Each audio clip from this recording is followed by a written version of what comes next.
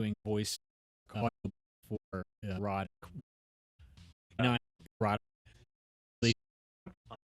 What it is. There, sure. And something else, based on the universe, and then you know, Scott and these words, and then sort of get help. Came in, a lot of people. It's a whole genre.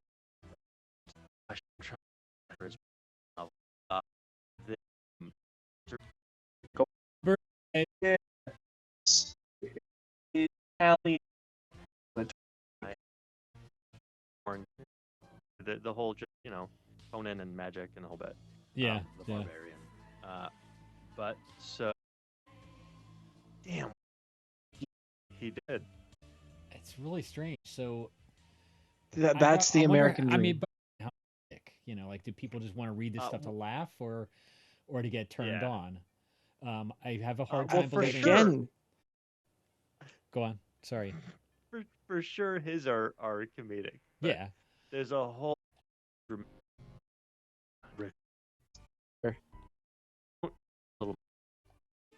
I think late.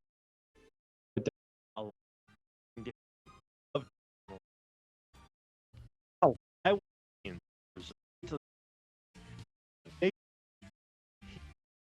total. If you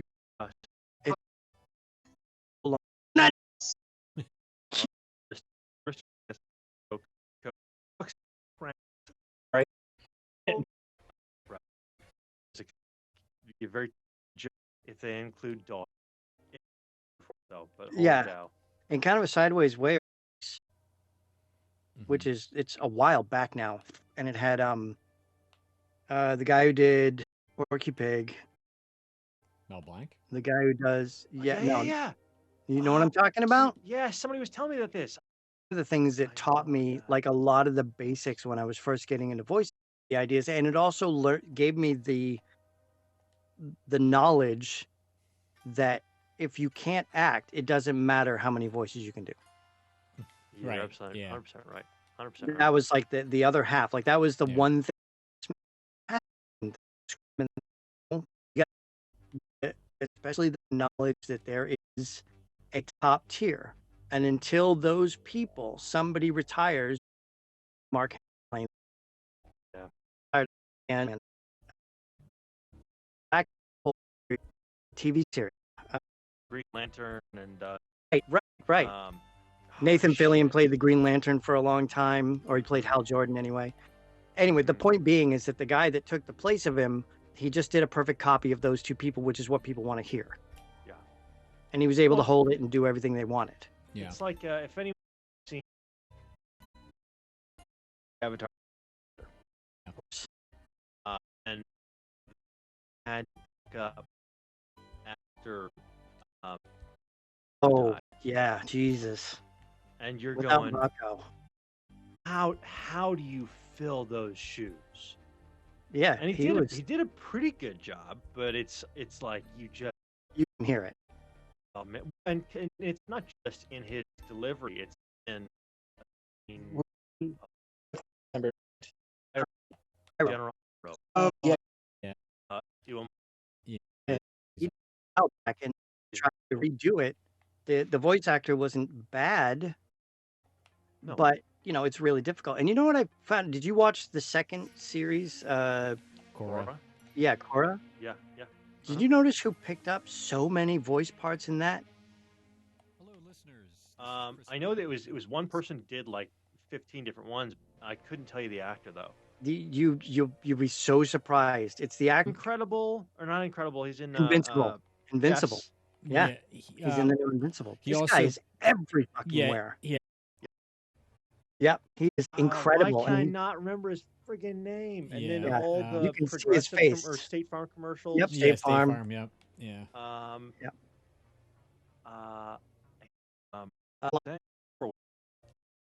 It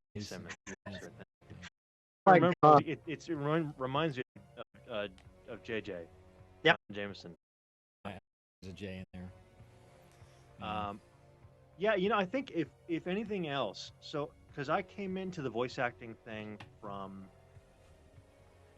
the writer's point, I wrote a bunch of stuff, and then we decided we want to bring it to a different audience because I was doing a lot of commuting at the time, and I really did fall in love with,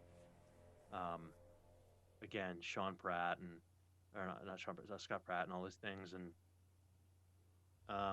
it was, hey, let's give it to people who don't have time to read because at that point I'd had my first daughter. Hell, I'd had my second daughter at that point. Didn't have any time to read. I'd never picked up a book in a decade at that point. But all of the books on tape, I've inhaled probably 300 titles at this point in the last 10 years. And so we said, well, let's go from there. And we didn't have the cash or the contact, for that matter, to reach out to really good voice actors. Started doing a lot of our own narration, and we went, damn, this is hard. Yeah. It's obvious where you've got some people who are talented at it, some people aren't. Then you've got, all of the, in addition to the ability to act, the ability to not give a shit. Yep. And to just suspend you and go. I mean, I don't know where you guys do your recording, but I think when we were cutting our teeth, we make a joke because my buddy and I were literally in his closet. The two of us heat engineer. Two different voices.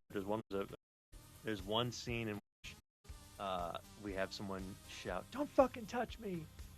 And so we hadn't told his wife Rupa that there was a thing that was going to happen here. And so from upstairs, she gets home. We'd already been recording. We're all in their bedroom, in their closet, the whole bed. She hears this shout, and Brandon gets a text. Everything okay up there? Yes, honey, I swear it's fine. It's recording. Or the why won't you die? Screaming at the top of my lungs, why won't you die? Nice. And to get anyone do their practice in their car. When I had a car, I did that all the time because it's the only place to safely do it. Well, except that you were like while you're driving. Well, yeah, while you're driving, or because I started out in the music industry. Had the I haven't had that yet. No. Oh, absolutely. I mean, I've had sex doing it in a hotel with a man.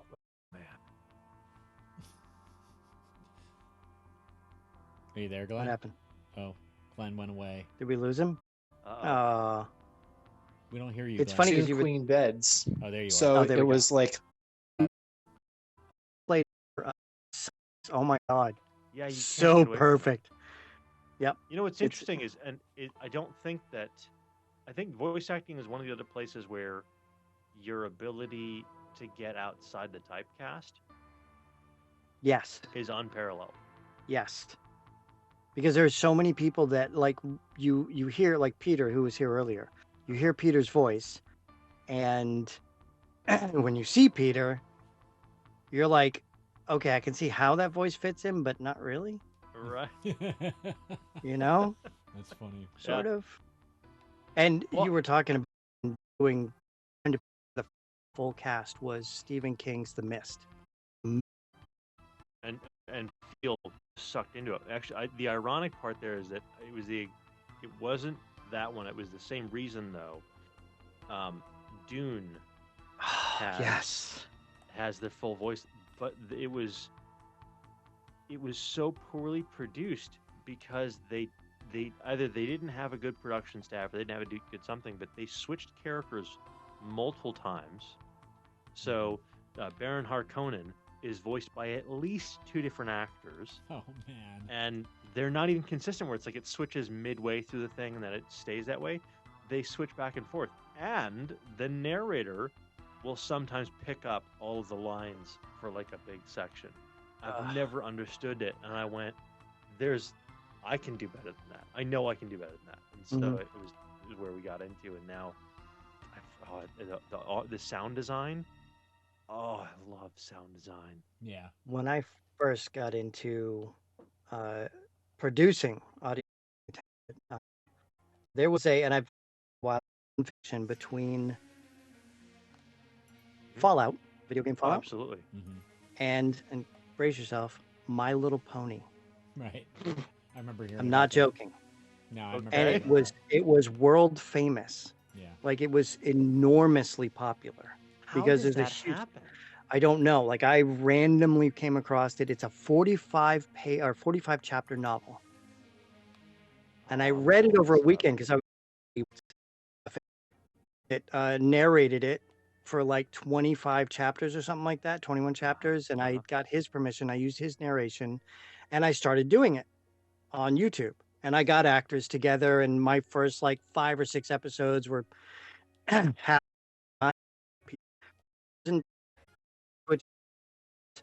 or podcast I ended up doing called the Lovecraft Covenant, which was a 6-part series awesome. that a friend of mine here in LA wrote. Nice. And we had really good actors for that one. I ended up working with, do you remember the Dragonlance series? Absolutely. Okay. I ended up running into Margaret Weiss through Twitter and got into a conversation with her. And found out, first of all, because I was going to ask her permission to do the Dragonlance series. And I found out right away that in 1984, when she first got when her and Terry first started putting that book together, they sold it right away.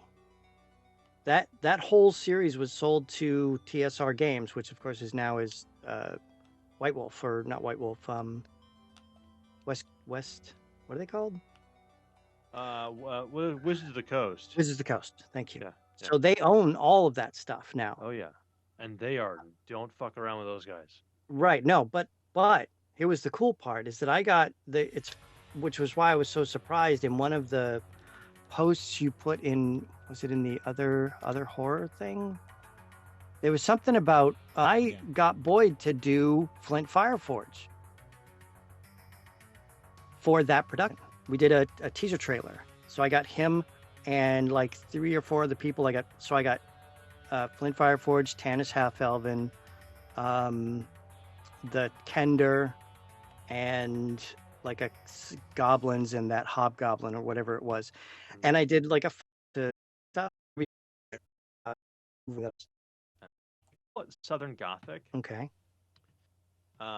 So if you go to garfieldscrossing.com, it's everyone that I've talked to in the audio fiction thing, sort of after I give the initial spiel, all kind of roll their eyes and go, "Oh yeah, that's where everyone starts." And it's the small town kind of where weird stuff happens. And so Garfield's Crossing was, it's a collective or a collaborative anthology series. So it's right now it's 7 authors who write in this shared universe, and we all, as long as the story takes place in the town, you do pretty much whatever the hell you want in there. Nice. As long as you're not, zombie apocalypsing and causing something that is irreparably changing it for every other author out there. Right. But so we're taking our first 19 stories and blowing shit up, murdering off other people's PCs. No, and that's actually okay. So we William says, blowing shit up and very much like everything goes out on at least 2 editors. Authors. So there you go, in the world. But we're in the process of getting all this stuff converted to script. I think right now we're working with 28 actors, and putting them all together as full voice, full sound design. Nice. It's a. Chris, did you ever end up listening to the Superb? That's the first one I think I responded to, and you said, "Oh, that's not as good." And then the second one you sent me, I don't remember the name of it, but that must have been it, right?